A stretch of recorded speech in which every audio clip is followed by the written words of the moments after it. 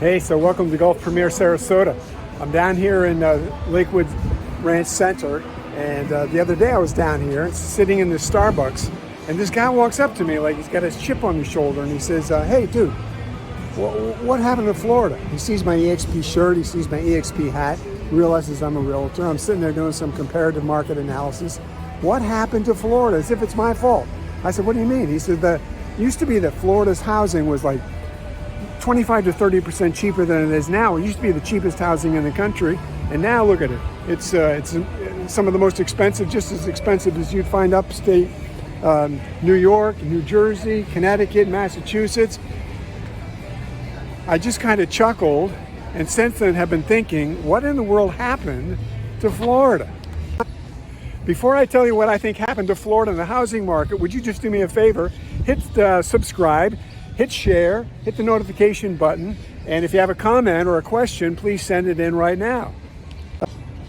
What did happen to Florida in the housing market? Well, I can tell you one thing that didn't help the housing market in Florida from one perspective, but it did help it from the other perspective, is this thing called COVID.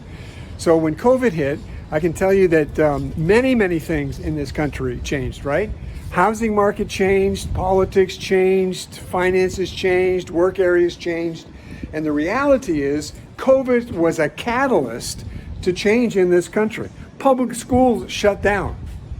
And so people that were sending their kids to public school, private school, all of a sudden you couldn't send your kids to school. So the government's saying, now you got to educate your kids at home. Now, parents are trying to educate their kids at home, doing homeschooling while they carry on two jobs, his and her jobs in the home, and it's a mess. So people are saying, I've got to have a place in my home for my kids to do school. The work is shut down, and in most cases, and so people are saying, I've got to have an office in my home. I'm going to need some office space, so they're looking for another home. The government says gymnasiums are non-essential. People are saying, what? Of course. Working out is essential to my health, whether the government says so or not, so I need a workout area in my home. They're looking for a bigger home. They need a workout area in their basement, in their attic, in their garage somewhere. So now we got homeschooling, we got work offices, and we got gymnasiums, and people are saying, if I can't go out and do it, I got to do it in my own home. Things are beginning to change. Why? Something happened in Florida and happened in the whole nation. It's called COVID. Prior to COVID, most people lived where their job took them. The job mandated where people are going to live. Well, when you could now work wherever you wanted to work, working from your home, people are saying, wow, if I can work wherever I want to work, I'm going to live where I always wanted to live, and I can take my work with me and put it in the office in my own private home. And so they did. People that were stuck in the snow and the cold, I'm talking like northern boundary states, Minnesota, New Hampshire, Ohio, Maine, Vermont, all those cold-bound states, New York, lake effect snow, 4 and 5 feet thick in one storm. Are you kidding? They're heading down to Florida in the droves. Florida is a state that boasts of 256 sunny days a year. Right now, I'm walking down the street here. It's 96 degrees in August.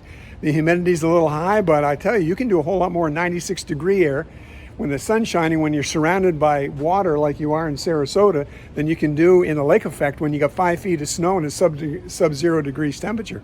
People said, I'm out of here, and they started going to places all over the country, and they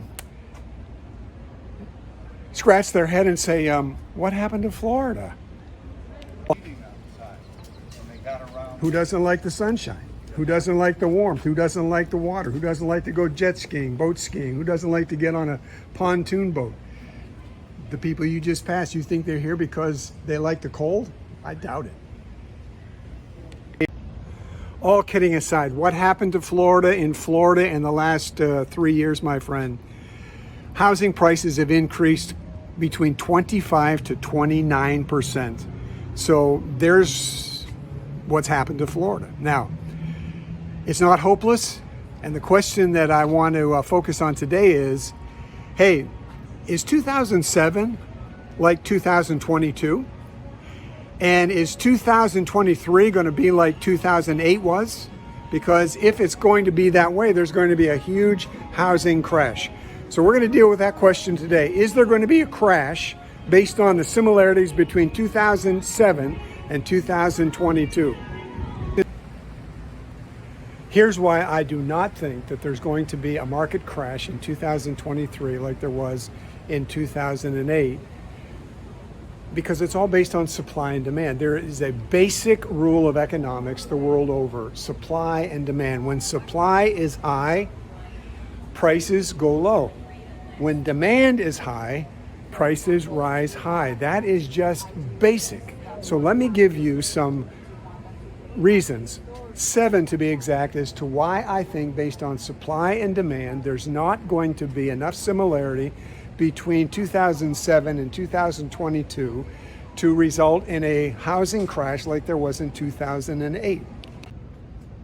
You should be aware that 3 to 5% increase in home prices is what has historically been factual data over the last 50 years in the United States. 4 to 5% is considered a normal housing price increase. But in 2020, listen to these facts.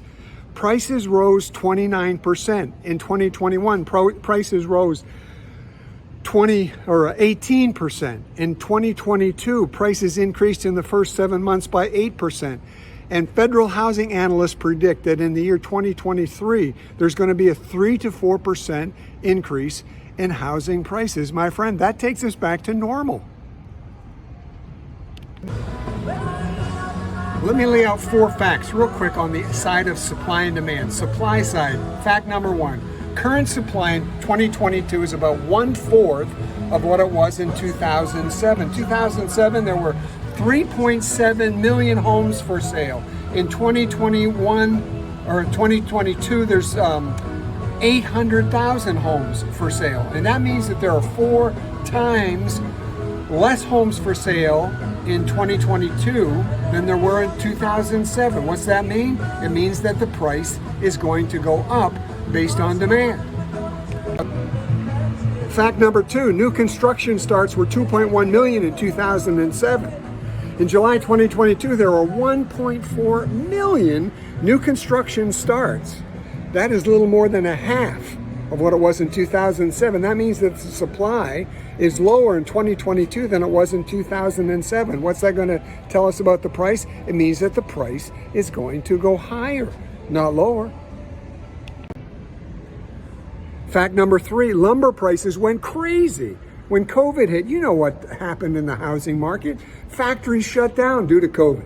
For many years, lumber prices averaged around $600 per board foot for new homes. But with the shutdown of supply and the increase on the demand for new homes, the price per board foot, catch this now, it spiked from $600 in 2007 to $1,700 per board foot in 2022. That's nearly 3 times the price. My friend, that means that the home prices will increase, not decrease.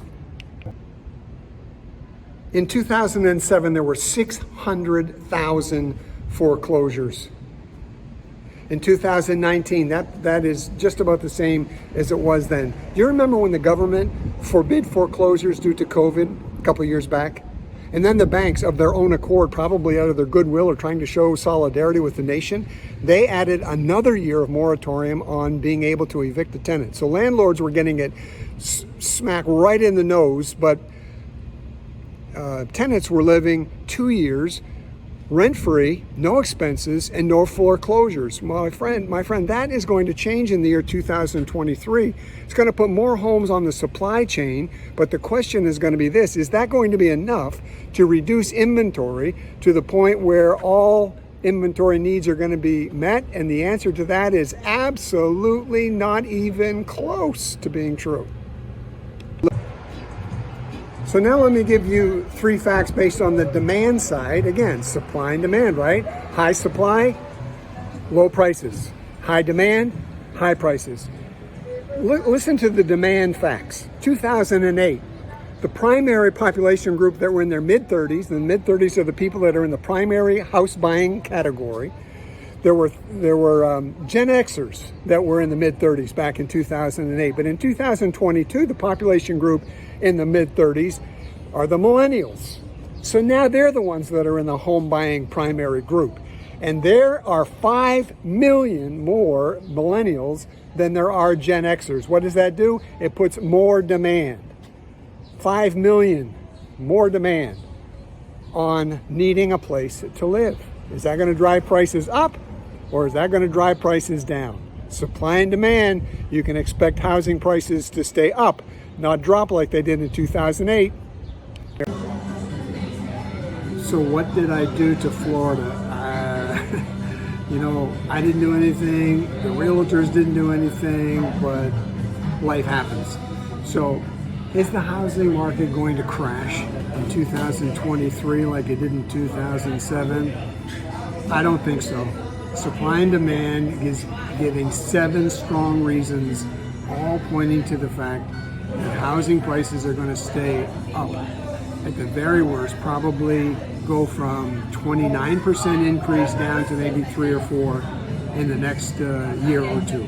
But I think you're going to be just fine. Here are the 7 points that we just hit on. Let me review quickly as I close. There's 4 times more homes for sale in 2007 than there are currently now. That's going to drive the prices up. New construction starts in 2007 were nearly twice as many as they were in 2022. Lumber prices that were driven sky high by COVID shutdowns are pretty much back to normal. Foreclosures in 2019, over the last 2 years we've had none. There's going to be a little bit of an influx in inventory, but it's not going to do anything to satisfy the demand for housing, and so the supply is going to remain very, very high. On the demand side of things, Gen Xers are outnumbered by millennials by 5 million. The demand now, millennials are the home buyers in the mid-30s. They need homes. There are 12 million more homes right now on the 12 million more households in this country than there were in 2007. They all need a place to live. International investors are buying up 1/4 of the inventory, and so there's just going to be demand. Supply is low, demand is high, prices are going to be fine. My friend, if you are thinking seriously of buying, I would say get your stuff ready, because I'm going to give you the opinion of Dave Ramsey, George Camel, and Rachel Cruz. And they're saying this: if you're a disciplined buyer, if you're patient, if you're smart enough to get a good, honest, knowledgeable realtor, and if you're willing to work with a good, honest mortgage financer that will treat you as a fiduciary, putting your interest above his own, this is what Ramsey's saying. This could be the best time to buy a home in the United States in the last 50 years. This is Brent Haggerty, Gulf Premier Sarasota. Remember this: as the wheel turns on the axle, so the very best of life and living spins right here in Sarasota, Florida. Write me a comment, send me a question, like it, subscribe to it, ding, ding, ding, and we'll see you real soon.